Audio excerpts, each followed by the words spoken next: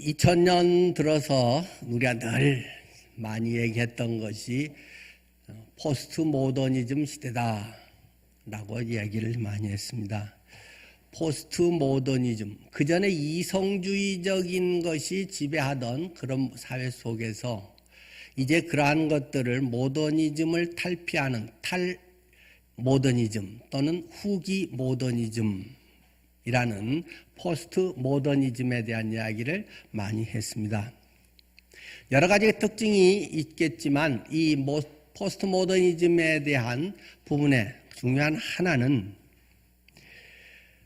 다양성에 대한 수용의 문제입니다. 그런데 이것이 자칫 지나쳐서 다양성에 대한 무조건적 수용을 주장하는 경우가 적지 않다는 것입니다. 진리의 문제까지도 이러한 것이 많이 개입이 되어 있고, 그래서 때로는 진리조차도 자꾸 흔들어 놓은 때가 많습니다. 물론 그 진리라고 하는 것은 기존의 진리라고 했지만 사실은 그냥 여러 사상과 사람들의 그 공통적인 견해에 머무른 것도 있겠고, 또 바꿀 수 없는 그런 진리도 있겠죠. 지금 우리가 말하는 이 진리라고 하는 것은 하나님의 귀한 뜻, 하나님의 통치, 섭리에 대한 것을 우선적으로 말씀을 드립니다. 그런데 다양성에 대한 것을 우리가 다 받아들이지 않으면 자칫하면은 고리타분하다, 말이 안 통한다, 그 꼰대다, 뭐 이렇게 이야기하기가 쉽습니다.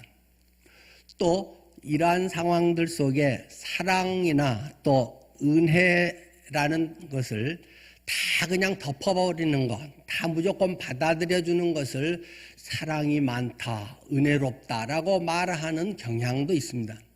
그것은 성경에 대한 오해입니다. 성경은 우리에게 그렇게 가르치고 있지 않다는 사실을 우리는 성경 전체를 통해서 주목해야 됩니다. 구약 성경뿐만 아니라 신약 성경도 동일하게 우리에게 그렇게 가르치고 있기 때문입니다. 그래서 우리의 삶에서는 때로 울타리가 필요합니다. 여러분이 사는 집의 평수는 얼마가 됩니까? 자, 우리 교회로 하면 우리 교회의 대지는 90평입니다. 정확하게 아마 89평 될 겁니다. 그리고 실평수 건평이 실평수가 200평 됩니다. 그런데 이 요동 그 뭐 신월동이 요즘 많이 올라가지고 바로 밑에 목욕탕 자리가 지금 90평 우리하고 같은데 20억이 나왔다고 그래요. 어쨌든 우리의 어떤 그 등기상의 뭐 평수라든가 어떤 우리가 땅을 갖고 있으면 어떤 지적도 뭐 이런 것이 있잖아요. 경계가 애매하면 측량을 해서 야, 우리 땅이 얼만큼이다 하는 것을 명확하게 가리곤 하지 않습니까? 그런데 만약에 우리의 경계 안에 남이 마음대로 막 기둥을 세운다거나 자기들의 할 것을 설치를 하거나 그렇게 하면 가만히 있겠습니까? 어떤 것에 대해서 아량이 넓어서 포용을 해서 그것을 받아들이는 것은 참 훌륭한 그런 거겠지만 힘이 없어서 안 되는데 저러면 아유 저 사람들이 또 막 세게 나오니까 그래서 밀려가지고 할 수 없이 그걸 당하는 것은 바보입니다. 분명하게 이것이 우리 땅이며 우리 땅으로서의 그런 주권을 가지고 권리를 주장할 줄 알아야 정당한 그러한 주인의 태도 아니겠습니까? 하나님의 나라, 하나님의 영역인 그러한 곳에서 하나님의 백성들은 하나님의 뜻을, 하나님의 우리에게 허락하신 영역들을 분명히 지키면서 살 줄 알아야 된다는 것입니다. 그렇기 때문에 때로는 그런 울타리가 필요하지 않겠습니까? 물론 울타리라고 하는 것은 어떤 기둥을 세우고 철벽같이 벽돌로 또는 그 위에다가 막 유리나 철망으로 이렇게 못 넘어오게 하는 것도 있겠고, 옛날같이 그냥 말뚝 몇 개 받고 새끼줄로 이렇게 해놓은 것도 있고, 뭐 아니면 그냥 금만 이렇게 그어놓을 수도 있고, 방법은 다양하겠지만 어떤 분명한 경계, 울타리라고 하는 것이 있어야 되는 것이죠. 우리 그리스도인의 삶에서도 이러한 울타리가 있는, 특별히 공동체는 그런 울타리가 분명하게 있어야 된다는 것입니다. 여러 사람이 있고 다양한 성향의 사람들이 있기 때문에 그것이 꼭 좋다 나쁘다의 이런 문제는 또 아니지 않겠어요? 그렇기 때문에 여러 스타일의 사람이 어우러지는 데서 무조건 다 좋아요, 괜찮아요 이렇게 하면 엉망이 되는 것입니다. 그것에 대해서는 하나님의 법칙, 하나님의 원리가 그곳에서 구현될 수 있도록 공동체는 그것을 잘 갖고 가야 한다는 것입니다. 저는 그런 점에서 오늘 두 가지를 말씀드리려고 합니다. 첫 번째는 오늘 1절에서 4절 말씀을 중심으로 해서 하나님의 공동체는 거룩해야 한다라는 말씀입니다. 저는 우리 전체 카톡방에 오늘 또 그 주보라든가 예배에 관한 걸 올리면서 그 위에 성경 구절 사진을 올렸죠. 거기에는 하나님의 뜻은 이것이니 너희의 거룩함이라 하는 구절이었습니다. 하나님은 거룩함을 원하신다. 하나님의 뜻이 무엇인가? 물론 여러 가지 있겠지만 궁극적으로 하나님의 뜻은 거룩함이라고 하는 것입니다. 구원도 하나님의 뜻이고 거룩함입니다. 거룩함은 구별된다, 구분된다 그런 뜻이 본래 있는 것이고 하나님의 백성으로 구분해서 그들을 구원해서 하나님의 자녀로 삼아주신 것이 구원이고 하나님의 뜻은 궁극적으로 거룩함입니다. 물론 거기에는 우리의 삶의 문제 또 신체적인 위생의 문제 이런 것까지도 다 포괄적으로 이야기할 수 있겠죠. 자칫하면 우리가 거룩을 이야기하고 그런 하나님의 공의적인 측면, 정의의 문제를 이야기하면 구약적 배경이라고 율법적이라고 저 사람은 이런 식으로 몰아버릴 가능성이 있습니다. 그렇지 않습니다. 그것은 구약과 신약이 동일하게 말씀하고 있는 것이고 제가 방금 말씀드렸던 대로 하나님의 뜻은 이것이니 너희의 거룩함이라 라는 말씀은 신약의 사도 바울이 데살로니가 교회에 보낸 편지의 내용이라는 것입니다. 복음으로 주님을 영접해서 변화되고 새로운 삶을 살아가는 사람들을 향해서 바울은 하나님의 뜻을 너희가 이루라. 그것은 너희의 거룩함이라고 이야기하고 있는 것입니다. 오늘 본문 말씀에도 3절에 이렇게 이야기하죠. 남녀를 막론하고 다 진영 밖으로 내보내어 그들이 진영을 더럽히게 하지 말라. 내가 그 진영 가운데 거하느니라. 왜 그들을 내보내냐 한 데서 우선 기본적인 원래 첫째는 내가 그 진영 가운데 있다. 하나님이 그 진영 가운데 있기 때문이다라고 말씀하신다는 것입니다. 잘 기억하시듯이 광야에서의 이 이동, 그 약속의 땅이었던 가나안까지 가는 과정에서의 계속될 때 하나님의 임재를 나타내 주는 것은 성막이었습니다. 거기에 가장 핵심적인 지성소에 언약궤, 법궤 위에 이제 하나님의 임재 상징으로 구름이 드리워져 있었던 것을 기억하실 것입니다. 이 성막을 중심으로 동서남북의 각 세 개 지파들이 12지파가 진을 쳐서 이것이 진행하게 되어 있다는 것입니다. 내가 너희들 가운데 있다. 내가 성막의 임재에 있다. 그 중심인 내가 거룩하니 너희도 거룩하라. 이것도 신약에 있는 말씀이죠. 하나님께서는 내가 거룩하기 때문에 너희도 거룩해야 된다라는 하나님의 DNA는 거룩이다라고 하는 것을 말합니다. 그리스도인의 본질은 거룩함입니다. 세상 사람들과 구분되는 것입니다. 뭔가 돈 쓰는 것이 구분됐다는 것입니다. 시간 쓰는 것이 구분됐다는 것입니다. 이 세상을 전부처럼 살고 이 세상의 목표를 세우고 그것에 일희일비하는 사람들에게 너희의 이름이 생명책에 기록되어 있느니라. 내가 너에게 영생을 주노니 영원히 멸망치 아니할 터요. 영생을 이야기하면서 세상에서의 반짝이는 그러한 우리의 100년의 안목을 영원으로 확장시켜 놓으십니다. 하나님께서는 우리의 삶 속에 관점이 달라진다. 생명이 다르기 때문에 영생을 가진 사람이 이 세상 전부인 사람처럼 살아갈 수가 없다. 새신자 때는 못 모르니까 그런다고 하더라도 예수 그리스도를 나의 주인으로 영접한 사람은 그렇게 살고 싶어도 사라지지 않는다. 그렇게 살려고 할수록 얼마나 피곤하고 괴로운지 모른다. 그것이 성경적 원리라는 것입니다. 그런데 그렇게 거룩하게 사는 것은 언제라도 어디서라도 무엇을 하고 있는 중에라도 거룩하라고 성경은 가르치고 있습니다. 너희들이 가나안 땅에 들어가면 거룩하게 살아라. 그렇게 말씀하지 않으셨습니다. 물론 그때도 그렇게 하겠지만 지금 그들은 광야 생활 이동 중입니다.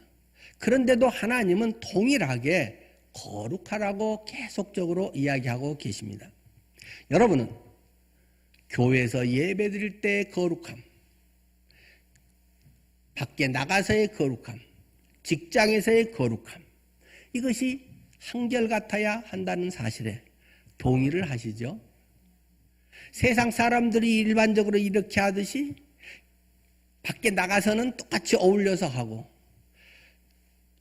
때로는 장로님이 사업하면서 이중장부를 쓴다거나,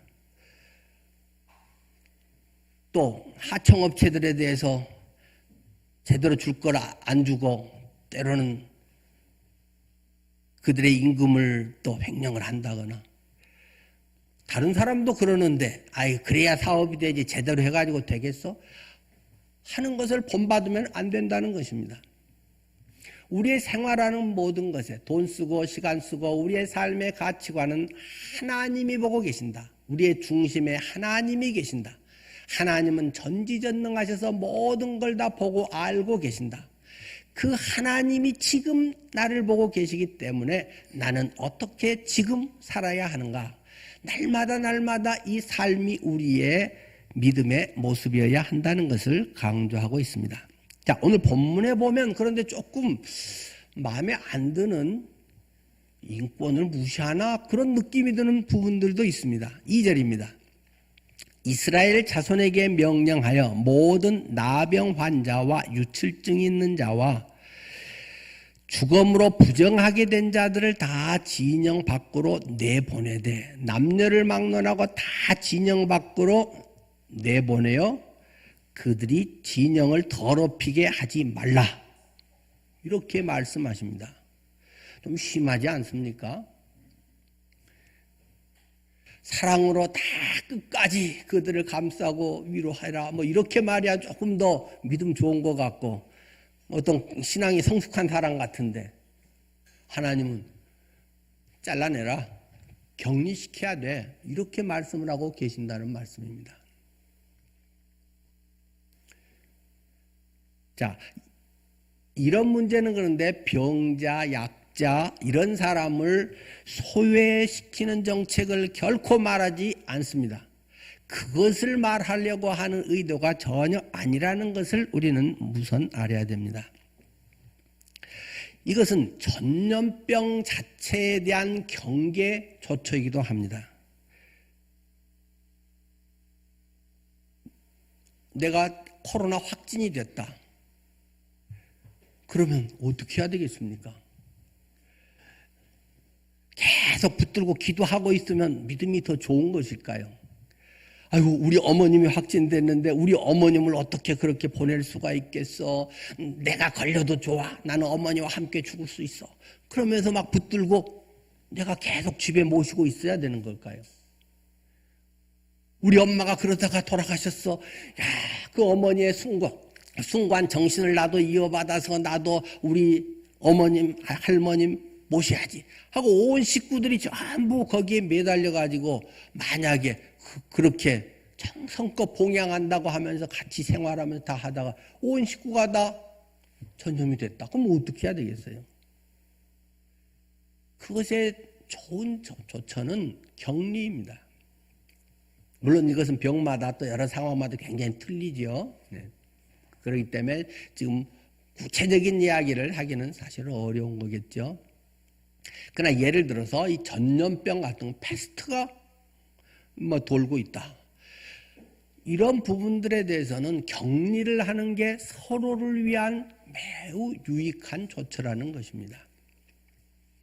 공동체 전체를 죽음에서 방지하는 방안이 바로 이러한 격리적인 조처죠. 그런데 이 격리라고 하는 것은 일시적인 조처입니다. 어떤 이런 아프다든가 병약자 이런 사람이 영구적으로 너는 그런 사람이야 하면서 낙인을 찍어서 계속 그렇게 몰아가는 것은 안 되는 것입니다. 히틀러가 인종별로 등급을 매겨가지고 유태인 니들은 아우슈비츠에 가, 가스실에서 다 죽어, 비누 재료가 돼, 이런 식으로 하는 것은 안 되는 것이죠. 일시적으로 그것을 처리하기 위한 방안에 그렇게 하는 것입니다. 자, 지금 그들은 430년 동안 노예 생활을 했습니다. 그들이 무슨 병원을 지을 수 있는 상황도 아닙니다. 계속 지금 그들은 이동하고 있는 중입니다. 계속 천막을 뜯었다 세웠다 하면서 계속 이동하고 있고 안정되게 일정한 의료시설을 베풀 수 있는 상황도 아닙니다. 그렇기 때문에 이런 상황에서 1차적으로 할 수 있는 가장 중요한 것이 격리적 차원이라는 것입니다. 그래서 일시적으로 그 병을 회복하고 치유할 수 있는 그런 것을 따로 만들어서 그들을 그곳에 모셨다는 것입니다. 먹을 것을 충분히 드리고 오히려 쉼과 영양 섭취가 될 수 있는 그런 조처도 했겠죠.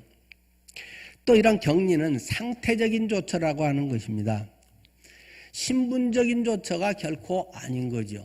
그 자체가 너는 이래서 이런 등급 이런 식이 아니라 상태가 지금 상당히 위중하니까 이런 처리를 이런 치료를 해야 돼. 너는 상태가 좀 더 나아지니까 이렇게 해야 돼. 하는 거기에 맞게 그런 격리적인 치료를 한다는 것입니다.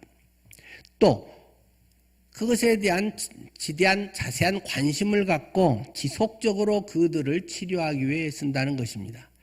제사장이 자주 그들에게 찾아가서 그들을 돌봅니다. 네 병 상태가 어떻게 됐니? 전에는 이렇게 고름이 막 나와서 했는데 지금은 이제 고름은 안 나오고 아물게 됐어요.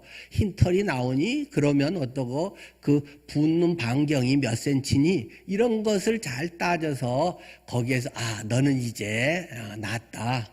너는 이제 집에 가도 돼. 이런 조처를 제사장이 하도록 하나님께서는 지금 레위기, 민수기에 계속 나오고 있는 내용 아니겠습니까? 이렇게 전염병을 경계하는 그러한 것으로서 그래야 이스라엘 전체 민족이 폭삭 망하는 일을 막는다는 것입니다. 또한 이러한 분들을 격리시킴으로 말미암아서 죄의 무감각한 데 대한 의식을 깨우쳐주는 계기도 된다는 것입니다. 그냥 집에서 쉬쉬하고 없는 척하고 이렇게 하면 그것은 점점 퍼진다는 것입니다. 우리의 좀 삶에서 세속화 그런 것을 정당화해 가기도 합니다. 어렸을 때 학생들 중고등학생 때 몰래 담배 피우고 술 마시면서 좀 그렇게 노는 애들은 찐 애들은 지들끼리 모여서 하고 그것을 막 자랑을 합니다. 그리고 야 너도 해봐. 야 남자가 그까지 그것도 못하냐 너희 기집애 같아 이렇게 하면서 은근히 막 놀리고 열등감을 자극시키고 해서 막 담배 피게 하고 지들 꼬봉이 만드는 이런 일들을 그런 세력들이 자꾸 만들어가서 그렇게 피우고 하는 것들은 멋있어 보이게 하고 쟤는 뭔가 겁 없이 쫄지 않은 애야 이런 식으로 자꾸 만드는 그런 죄라고 하는 것의 그 정당성 자체적으로 그래서 양심에 찔린 걸 자꾸 무마시키려고 하는 성향들이 있다는 것입니다. 죄의 무감각한 의식을 도려내기 위해서 격리시키는 게 필요합니다. 누구네 집 뭐가 어떻게 해서 격리됐대. 그런 것들에 대해서 이런 죄에 대한 경각심을 갖죠. 물론 성경의 많은 부분들, 여기에서 지금 격리 대상은 다 죄 때문이 아닙니다. 죄 때문도 있고 아닌 것도 있습니다. 또는 성경에서 제가 앞에서 전염병의 이야기를 했지만 그 당시는 전염병이라고 여겨졌는데 지금은 이제 의료 이런 것들이 많이 발달해서 보니까 꼭 전염병은 아니고 피부끼리 서로 접촉을 하면 뭐 이제 나병이 옮는다든지 뭐 그런 것들이 이제 조금 더 구체적으로 지금 우리 21세기에는 밝혀지고 있지 않습니까? 그런데 어떤 것은 죄 때문에 오는 병도 분명히 있다는 것입니다.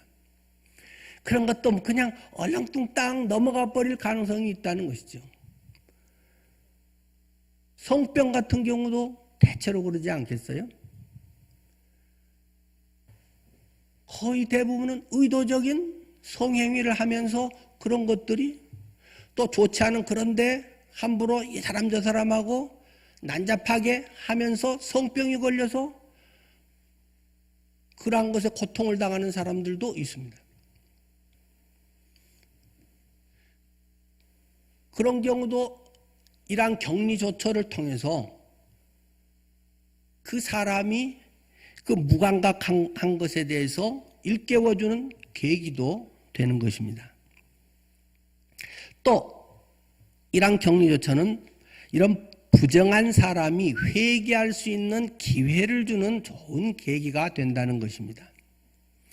죄에 대해서는 철저하게 회개를 할 수 있어야 됩니다.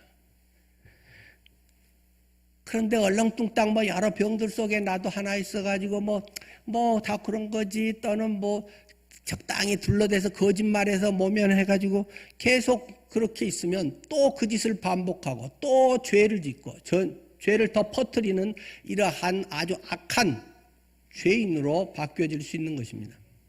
이런 격리조처를 통해서 그래서는 안 되는구나. 호기심으로 한번 잘못했지만 다시는 그렇게 살지 않아야지. 이런 걸 절절히 깨닫는 것에 좋은 교육적 효과도 있는 것인 줄 압니다.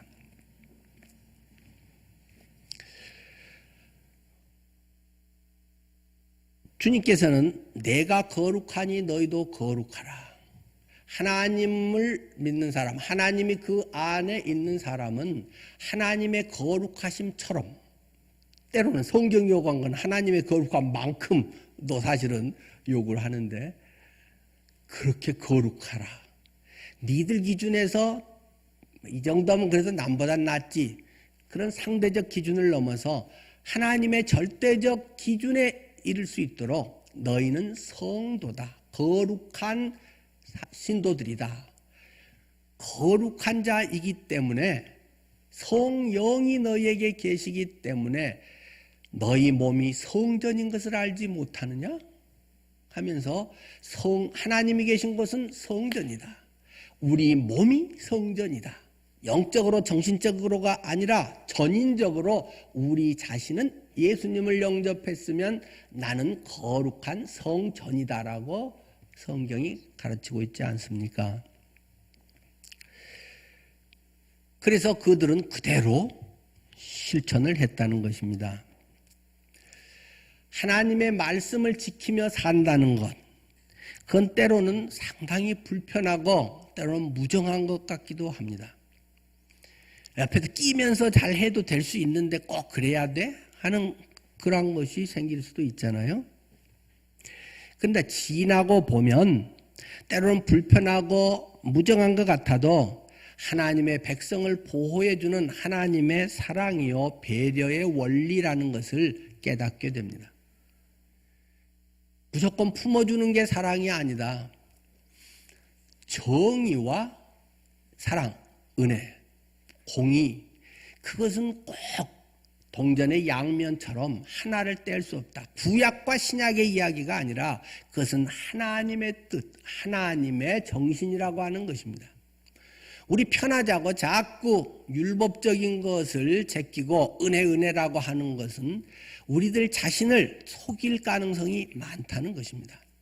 은혜는 공의에서 출발해야 은혜가 되는 것입니다.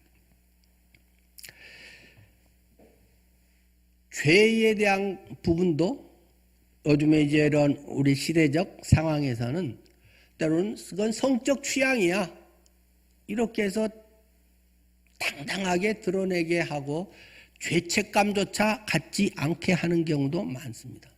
그것을 받아들이면 사람이 좀 열렸어, 진보적이야, 많이 깨우쳤네, 뭐 이렇게 이야기하고, 안 그러면 고르타분해, 꼴통이야, 뭐 이런 식으로 몰아가는 경향들이 많이 있습니다.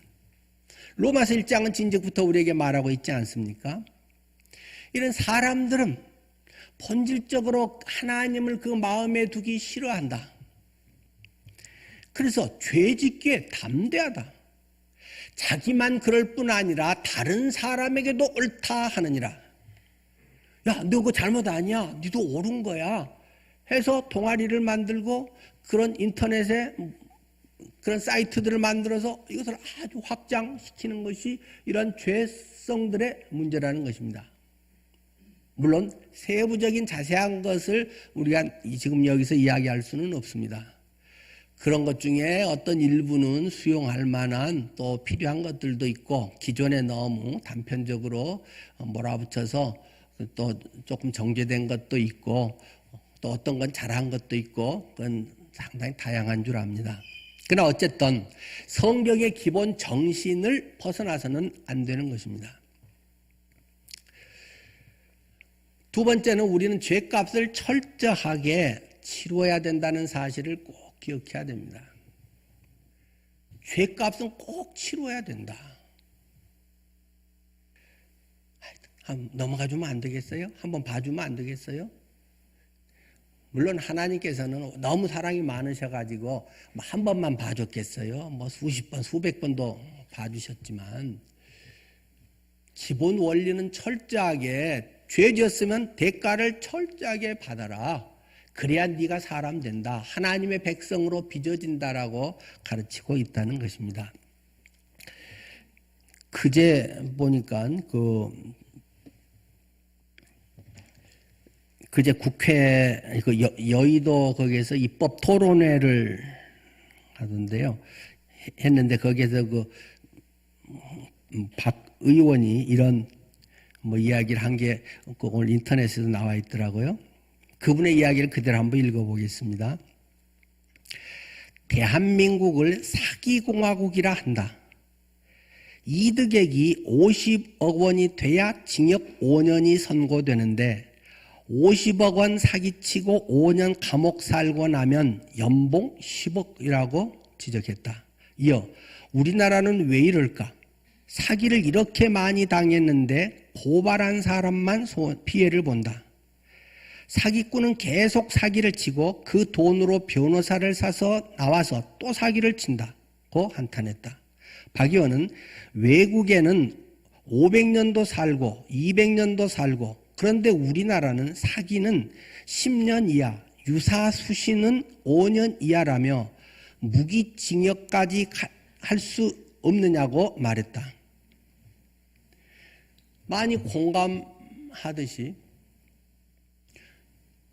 이런 의도적인 사기를 쳐서 남의 평생에 피눈물 나게 한 사람들에 대한 그런 처벌, 이런 게 별로 없으면 사람들이 우습게 여기고 잠깐 때우고 나오면 평생 먹고 살 거 뭐 든든이다, 장만돼 있고, 이렇게 하면은 그런 죄의 유혹에 넘어가게 되고 그런 일을 반복하기 쉽다는 것입니다. 그래서 성경은 죄에 대해서는 철저하게 대가를 치러야 한다는 걸 가르치고 있습니다. 오늘 본문이 그 말하고 있는 거 아니겠어요? 7절 말씀입니다. 그 지은 죄를 자복하고. 어떤 죄를 지었으면 첫째 해야 할 것은 그 죄를 자백해야 한다. 죄를 자백해라. 제가 그렇게 했습니다 하고 시인하고 거기에 대한 정말 통회하는 마음에 자백을 해야 됩니다. 깊은 참회를 해야 된다는 말입니다. 그냥 사실 인정과 했어요 했다니까요 이래가지고 안 된다는 것입니다. 정말 내가 남을 죽였구나, 남을 고통스럽게 했구나, 남의 평생에 그리 해왔던 남의 연금을 내가 다 털어먹어 버렸구나, 그 사람의 평생의 절망을 줬구나, 이런 것에 대한 뼈저린 참회가 있어야 됩니다. 그런 데서 용서가 비롯된다고 가르치고 있습니다. 그런데 여기까지는 웬만하면 하는데 그 다음을 잘 못한다는 것입니다. 그 다음은 죄값을 보상하라 하고 이야기하죠. 7절을 다시 봅니다. 그 지은 죄를 자복하고 그 죄값을 온전히 갚되. 네가 1,000만 원을 사기를 쳤으면 1,000만 원을 갚아야 된다. 아니, 잘못했어, 정말 미안해, 앞으로 안 그럴게, 그러면 안 된다. 그 사람은 그거 갖고 완전히 평생의 어떤 것들에 큰 죽고 사는 문제가 될 수도 있는 건데, 지난번에 뭔가요? 보이스피싱의 어떤 청년 몇십만 원인가요? 뭐 100만 원, 그렇게 1,000만 원도 안 되는데 그거 당하고 자살해 버렸잖아요.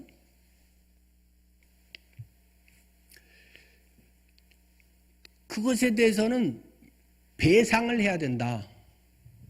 뭐 배상과 보상이 좀 법률 용어로 다르더라고요. 예. 잘못을 해서 이렇게 한 것을, 손해를 끼친 것에 대해서는 배상을 하는 거고, 어떤 대가로 그것을 위로하면서나 그걸 어떤 그런 입장에서는 이제 보상을 뭐 하는 거라고 법률 용어로는 그러네요. 어쨌든 남에게 그것에 대한 피해를 입혔으면 그것에 대한 배상을 해야 된다니까. 그런데 1,000만 원 피해 입혔으니까 1,000만 원 갖고 가면 안 된다, 그거는. 그러면 쌤쌤 돼버리고 당한 사람만 얼마나 고통이냐. 거기다가 20%를 보태서 120%를 갚아야 된다라고 성경은 굉장히 세세하게 이야기하고 있습니다. 7절이 바로 그거죠. 그 지은 죄를 자복하고 죄값을 온전히 갚되 5분의 1을 다하여 20%를 더해서 그가 죄를 지었던 그 사람에게 돌려줄 것이요. 뭐 더 해야 되지만 그래도 니도 거덜나면 또 너무 안 되니까 적어도 20%는 네가 더 배상을 해야 되는 거다. 성경은 이렇게 이야기합니다. 하나님 앞에서 또는 자신에 대한 철저한 그러한 참회, 그리고 피해자 당사자에게 철저하게 그에 합당한 120%의 보상을 해야 된다. 진정한 참회의 모습이라고 하는 거죠. 근데 또 이런 케이스도 있을 수 있다. 하나님은 참 이렇게 꼼꼼하시나 모르겠어요. 배상을 내가 하려고 해요. 그런데 그 사람이 죽어버렸어요. 이런 경우 어떻게 해야 될 건가? 그 사람이 충격을 받았다. 아까 그 보이스피싱 당한 그 대학생 그 포기를 해버렸단 말이에요. 그 애한테 갚아주려고 해도 갚아줄 수가 없어요. 그래? 그러면 부모한테 갚아라. 자녀가 있으면 자식한테 갚아라. 성경에는 8절 만일 죄값을 받을 만한 친척이 없으면, 친척이 있으면 친척한테라도 아니면 사촌이라든지 가까운 누구에게라도 갚아라. 꼭 갚아야 되는 것이다. 이거는 상황이 그래서 넘어가려고 뭐 이러고 얼랑뚱땅 합리화를 시켜 안 되는 것이다. 그런데 그러려고 했는데요, 친척도 없어요. 이분은 천의 고아였어요. 노숙자여가지고 뭐 한 30년 노숙자로 있어가지고 주민등록도 없고, 이분은 뭐 친척이 어떻게 있는지 알 수도 없어요. 그래서 나는 친척에게 하고 싶은데도 못해요. 그래? 그러면 나한테 갚아라. 하나님께 갚아라. 하나님께 어떻게 갚는데요? 보이지 않는 하나님. 그래? 보이게 갚아야지. 꼭 보이게 모든 것은 치러야 된다는 것입니다. 나를 대신해서 이것을 집행하는 제사장에게 120%를 갖다 바쳐라. 그리고 이것은 속건죄다.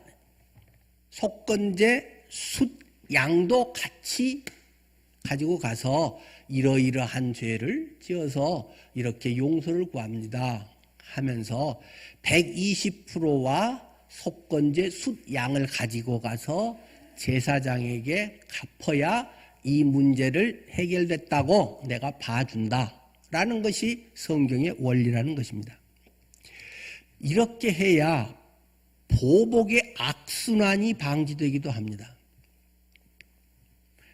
그냥 가볍게 해결하고 앞으로 그러지 마, 그러면 안 돼, 나쁜 사람이야, 이렇게만 그냥 넘어가면 죄성의 본성이 또 다급한 상황 닥치면 또 그 짓을 하기 쉽다는 것입니다. 또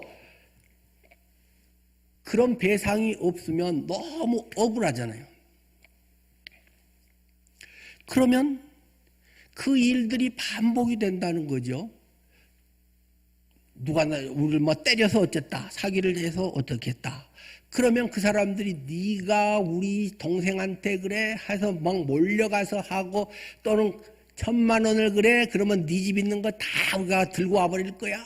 그래서 그냥 막 한 1억을 같이 갖고 와버리고, 이렇게 되면 그 이제 집안 식구들이 아니 그때 뭐 그랬다고 1,000만 원 했다고 지들은 1억 원어치를 가져가 버려 하면 또 그 집안들이 전부 몰려가서 또 막 전부 부수고 막 한 10억 원어치를 갖고 와버리고, 이러면은 그런 시족이든지 이런 공동체들이 막 완전히 엉망이 되는 것입니다.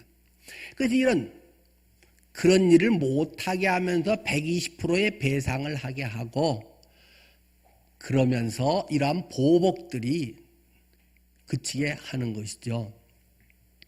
우리도 법이 제대로 그것을 지금 입법이 되어 있지 않기 때문에 가끔 남부 여기 지방법원 앞에 가면 그 조이 꽃 그걸 뭐라고 하죠? 결혼식 때는 화환이라고 그러고 예, 조화 그것이 막 20개, 30개가 특히 지난번 재판 할 때는 보니까 막 저기 뒤로 둘러까지 막 한 4, 50개 된 것 같아요.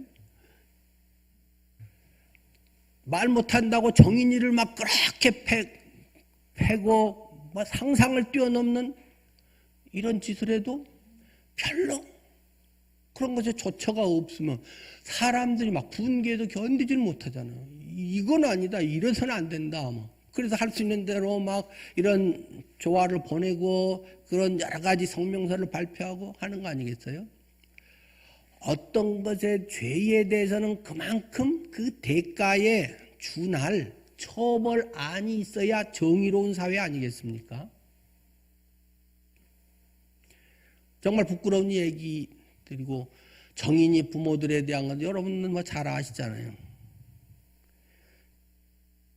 그 양엄마의 거기 장로교 목사님 딸이고, 양아버지 거기는 침례교 목사님 아들이고, 우리나라 명문인 한동대를 졸업했고, 그 아가씨는 통번역대학원을 나오고, 우리나라에서 막 이런 엘리트고 신앙적 교육이라든가 이런 것이 잘 됐다고 하는데, 이런 악마적인 요소들이 그 속에서 집 안에서 끔찍하게 반복적으로 일어나고 있는 이러한 일들에 대해서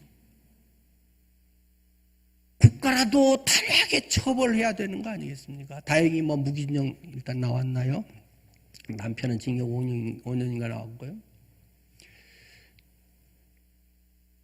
처벌이 능사는 아니지만 수시로 아동 학대든지 약자에 대한 이런 것들이 불거져 나오고 있는 이런 사회 속에서 정의가 없이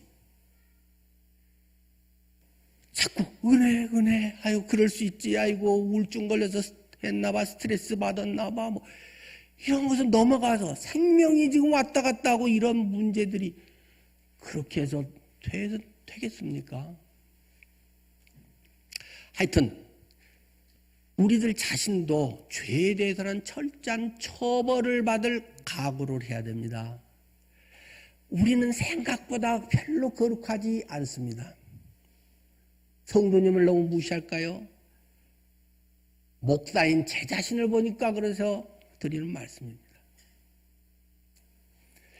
오늘 형제 자매 카톡 기도방에 기도 짧게 오늘은 주의를 해서 올리면서 그 위에다가 제가 올린 구절이 있죠. 하나님의 말씀과 기도로 거룩하여짐이라. 어떻게 거룩해집니까? 경건해야지. 믿는 사람은 참아야지. 웃는 표정을 해야지. 그 쇼는 잠깐 아니겠습니까? 하나님의 말씀과 하나님 앞에서 진실한 기도로 거룩해지는 것이다. 청년이 무엇으로 그 행실을 그 삶을 깨끗하게 하리까?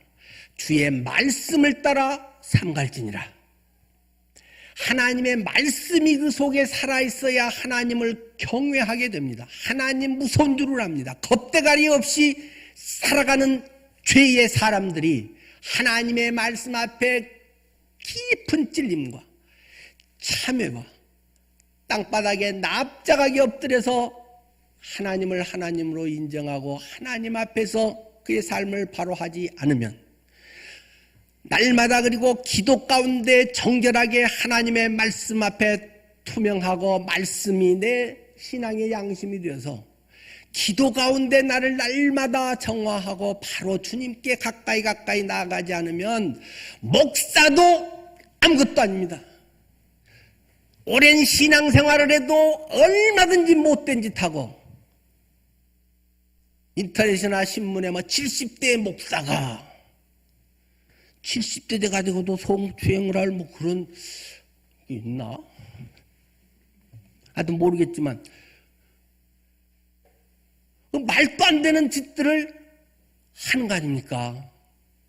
사람들을 가스라이팅이라든지 자기가 무슨 교주나 되는 것처럼 신격화를 해서 구약의 모세나 되는 것처럼 폼재면서 이런 사기꾼들이 종교 사기꾼들이 만연해 가는 거 아닙니까?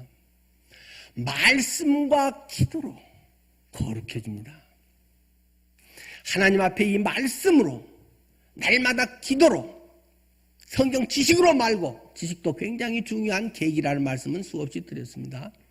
말씀이 내 속에 성령의 조명으로 비춰져서 내 죄가 빛 가운데 고스란히 드러나고 하나님의 은혜 아니면 살 수 없습니다. 내가 뭐가 성숙되고 내가 존재가 경건해져서가 아니라 하나님의 빛 가운데 하나님을 쫓아가는 가운데 내가 이렇게 되어갈 뿐입니다. 한번 뭐가 만들어졌다고 그것이 변하지 않는 무슨 자격증이 아니라 수시로 그것은 나의 영적 상태에 따라서 얼마든지 바닥을 칠 수도 있는 존재라는 사실을 기도 가운데 날마다 나아가야 비로소 우리는 하나님의 사람으로 나도 모르게 그리스도의 형상을 닮아 빚어져 가는 것인 줄 믿습니다. 십자가, 철저한 죄값 지불의 현장이라는 것입니다. 십자가는 멋있는 벽에 걸린 것이 아니고 추억 상기해야 될 놀라운 하나님의 사랑의 그러한 이정표가 아니고 날마다 나의 삶에서 부딪히는 나의 모든 죄의 문제에 피 튀기는 치열한 나의 영적 삶의 현장이라는 사실을 기억해야 됩니다. 말씀이 육신이 되어 저희 가운데 거하심에 하나님이신 그분이 그 말씀이 몸뚱이를 입고 왔다, 육체를 입고 왔다고 성경은 강조를 하고 있습니다. 요한복음 1장 14절의 말씀. 몸을 입었다는 것은 아프다는 것입니다. 유한성이라는 것입니다. 예수님이 채찍질을 당할 때 우리 조금 공부한 분은 다 아시잖아요. 그 채찍질은 여러 가죽에 갈래돼 있고 그 끝은 때로는 사금파리 같은 유리 조각, 때로는 그 납덩어리 같은 거, 갈고리 같은 거 이런 것이 있어서 한번 휙 하고 치면 그냥 몸을 휘감으면서 끌어당기면 살점들이 뚝뚝 떨어져 나오고 막 피가 수도관처럼 막 퍽퍽 터져 나오는 것이 십자가에 예수님이 지고 가신 현장이라는 것입니다. 네가 이렇게 돼야 될 존재야. 너의 죄값은 이렇게 큰 거야. 너는 이렇게 죽일 놈이야. 네 속에 뭐 좀 선한 게 있다고? 네가 좀 뭐 나은 게 있다고? 내 아들 예수가 네 죄를 고스란히 받아주고 네를 그 속에 품어주었기 때문에 너무나 끔찍한 벌을 대신 받아줬기 때문에 네가 없다고 된 거지. 네가 할 뭔가를 속죄할 만한 건 전혀 없다. 그것이 십자가의 은혜 아닙니까? 예수님이 내가 받아야 할 그 이상의 처절한 대가를 지불했다. 죄값은 내 자신이 하는 게 기본이겠지만 정 그게 안 되면 그것을 할 만한 누군가가 지불해야 되는 것이다. 그런데 가볍게 얼렁뚱땅 넘어가고 그러면 또 반복하고 히브리서 6장에 있는 것처럼 또 죄를 지으면 그리스도를 다시 십자가에 못 박는 것이다. 이렇게 설명하고 있지 않은 것입니까? 설명하고 있지 않습니까? 예수님은 한 번 죽으셔서 우리의 죄를 다 용서하셨습니다. 주님의 십자가 구원의 은혜는 영원하십니다. 그러므로 우리는 한 번 예수님을 영접하면 절대로 다시 지옥에 가지 않고 하나님 자녀가 되고 평생토록 절대 하나님의 그 사랑의 끈을 놓칠 수 없습니다. 하나님이 놔버리지 않습니다. 그것은 맞는 말씀이지만 이용해 먹지 마라. 처절하게 네가 하나님의 그 고통과 아픔에 들어가서 주님 근데 제가 또 이런 짓을 했네요. 나 이거 사람도 아니에요. 처절한 하나님 앞에서의 그런 절박, 그런 고백 속에 그래 알았지. 죄는 그렇게 무서운 거야. 다시는 그러지 말렴. 그렇게 하면 네 인생도 망가지고 모두를 죽게 하는 거야. 네 공동체를 죄로 전념시켜서 영적 저질 평준화를 만들고 있는 거야. 하나님은 다시 그러지 마라. 알았지? 용서해 줄게.